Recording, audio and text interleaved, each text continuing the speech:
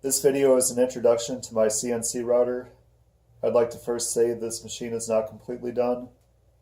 It works and I've done a few projects with it. It just needs some finishing touches.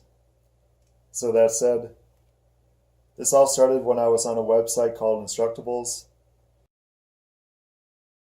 I found some detailed plans on how to build your own CNC, and I became very interested. In fact, had I not came across that page, I may not be where I am now. I didn't want to copy the guy's plans entirely. I ended up doing my own design on this machine. Some of the components he used I ended up using, but I wanted something I could call my own. I'm going to be making more videos on things I ran into when building the machine, some tips and tricks, showing the machine in action, all kinds of good stuff. I hope these videos can help you out if you decide to build your own CNC, or if you're just interested in this kind of stuff in general. Thanks for watching.